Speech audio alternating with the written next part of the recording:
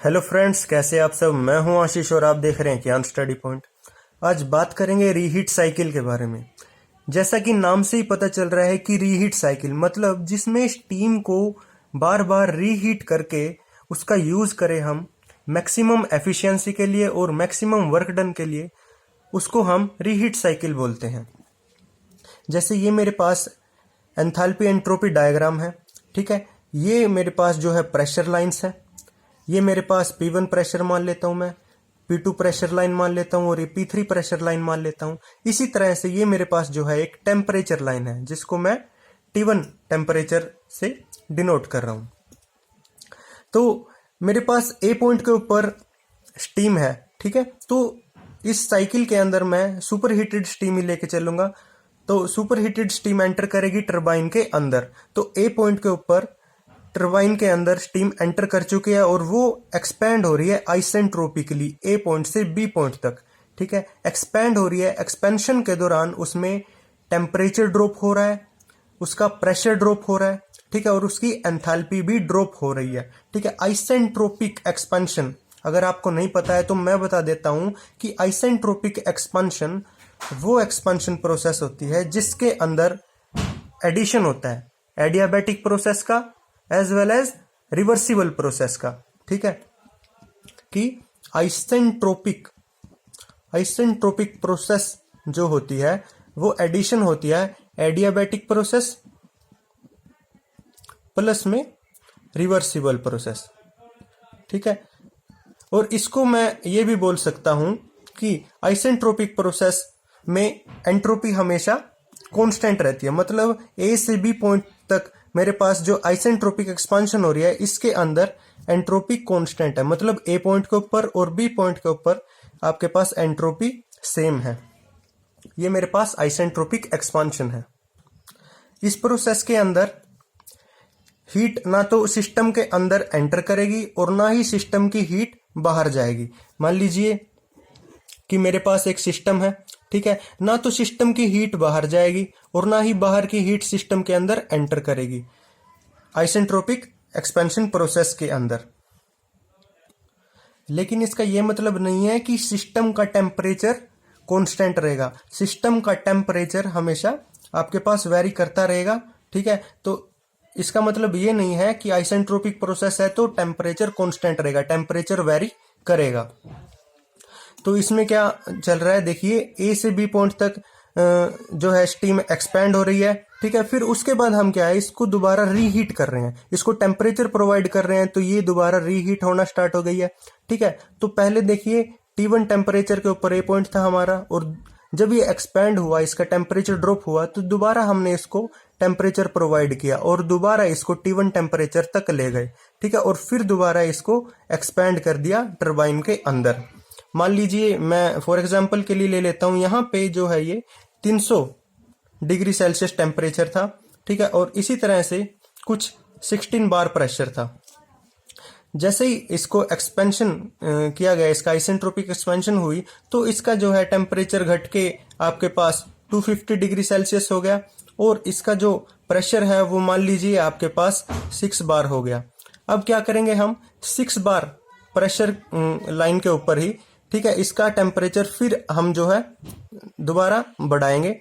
तो ये दोबारा इसको जो है 300 डिग्री सेल्सियस कर देंगे 6 बार प्रेशर के ऊपर ही। अब 6 बार प्रेशर के ऊपर ही हम इसको दोबारा एक्सपैंड करेंगे और फिर इसका जो है D पॉइंट के ऊपर इसको ले आएंगे, ठीक है। तो इस तरह से इसको रीहीट करके हम दोबारा यूज कर सकते हैं स्टीम को। इससे क्या होता है, एफिशिएंसी इंक्रीज होती है। एक तो साइकिल का वर्क डन इंक्रीज हो रहा है, ठीक है। तो यही हमारा पर्पस था कि एफिशिएंसी और वर्क डन किस तरह से इंक्रीज किया जाए। तो मान लेते हैं कि HA एंथैल्पी है पॉइंट A के ऊपर, इसी तरह से HB जो है B पॉइंट के ऊपर एंथैल्पी है, ठीक है।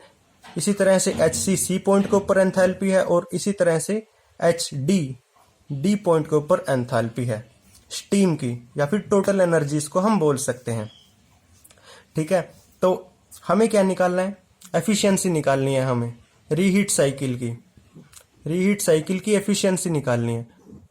तो इसके लिए हम देखेंगे तो एफिशिएंसी मुझे पता है, एफिशिएंसी क्या होता है, वर्क डन अपॉन में हीट सप्लाई के इक्वल होता है एफिशिएंसी। ठीक है जी,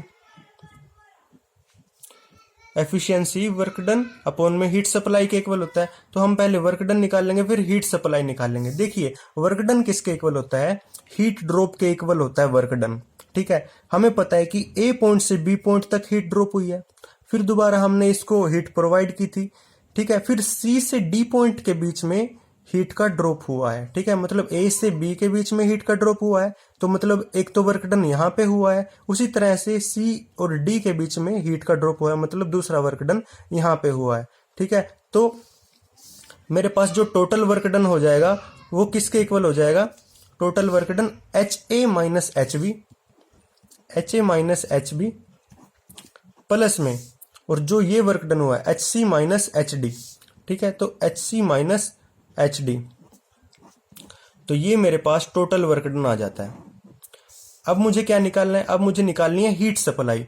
तो हीट सप्लाई कैसे निकाल लूंगा, हीट सप्लाई देखिए, हीट सप्लाई मुझे पता है कि एक तो टोटल हीट जो थी ए पॉइंट के ऊपर जितनी हीट थी वो हीट, प्लस में जो हीट हमने बी और सी के बीच में प्रोवाइड की है साइकिल को वो हीट। ठीक है, जब हमने बी और सी के बीच में हमने हीट प्रोवाइड किया, प्लस में जो ए पॉइंट के ऊपर हीट थी, उन दोनों का एडिशन क्या होगा, टोटल हीट के इक्वल होगा हीट सप्लाई के। मतलब एच ए पॉइंट पे जो हीट थी प्लस में जो हमने इन दोनों के बीच में हीट की सप्लाई किया, मतलब H C enthalpy at point C minus में एंथैल्पी एट पॉइंट बी, तो मतलब एच सी माइनस में एच बी। ठीक है, और माइनस में जो आपके पास यहाँ पे जो वाटर की एंथैल्पी है। ठीक है, लास्ट में जब हम इसको टोटली एक्सपैंड कर देंगे तो ये लास्ट में जाके वाटर में कन्वर्ट हो जाएगी, और इसके ऊपर जो एंथैल्पी होएगी, ठीक है, तो वो एच एफ डी के इक्वल होएगी। ठीक है, तो डी तो आपके पास पॉइंट को डिनोट कर रहा है, और एफ स्टैंड्स फॉर फ्लूइड। ठीक है, फ्लूइड के लिए डिनोट करते हैं हम इसको, तो यहां से क्या हो जाएगा, एच एफ डी के इक्वल हो जाएगा ये। तो ये मेरे पास जो है हीट सप्लाई इसके इक्वल हो जाएगी टोटल। ठीक है, हमारे पास वर्क डन आ चुका है, हमारे पास हीट सप्लाई हो चुकी है, तो रीहीट साइकिल की हमें एफिशिएंसी आसानी से निकाल सकते हैं, वर्क डन अपॉन में हीट सप्लाई। तो वर्क डन ये है H A minus H B minus में H C minus H D upon में एच ए प्लस में H C minus H B minus में एच एफ डी। ठीक है, तो ये मेरे पास एफिशिएंसी आ जाती है रीहीट साइकिल की। यहां एक बात और देखने की है कि अगर मैं इसको रीहीट नहीं करता, ठीक है, और इस प्रेशर लाइन तक मैं इसको डायरेक्टली इसको एक्सपेंड करवा देता, ठीक है, कि P1 प्रेशर से मैं डायरेक्टली P3 प्रेशर लाइन तक इसको एक्सपेंड करवा देता, तो मेरे पास एफिशिएंसी क्या होती, तो वर्क डन क्या होता मेरे पास, जो हीट ड्रॉप हुई है H A minus H E. ठीक है, और हीट सप्लाई किसके इक्वल थी, तब हीट सप्लाई थी ए पॉइंट के ऊपर जो हीट है माइनस में ई पॉइंट के ऊपर आके जो मेरे पास फ्लूइड बन जाता है, तो एच एफ ई जो हो जाता है। ठीक है, कैसे कि मेरे पास जो एफिशिएंसी थी वो वर्क डन अपॉन में हीट सप्लाई होती, वही होती। ठीक है, तो वर्क डन इसका क्या होता, अगर मैं डायरेक्टली इसको एक्सपेंड कर देता, तो H A minus H E जो हीट ड्रॉप के इक्वल है, H A minus H E,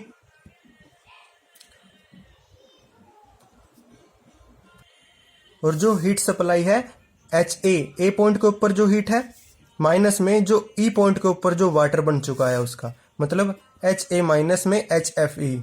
ठीक है, अगर मैं इसको ध्यान से देखूं तो ये मेरे पास जो है रेनकाइन साइकिल की एफिशिएंसी बन चुकी है। ठीक है, ये रेनकाइन एफिशिएंसी आ चुकी है। ठीक है, अगर मैं इसको डायरेक्टली एक्सपैंड करवा देता तो ये रेनकाइन एफिशिएंसी आ जाएगी मेरे पास। ठीक है, तो रीहीट साइकिल के लिए आपके पास ये एफिशिएंसी आपको ध्यान में रखनी है। ठीक है, तो सिंपलिसिटी के लिए मैंने सिर्फ एक ही बार इसको रीहीट किया है। अगर आप एक्चुअल प्रैक्टिस में देखोगे तो इसको बहुत बार रीहीट किया जाता है मैक्सिमम एफिशिएंसी और मैक्सिमम वर्क डन निकालने के लिए।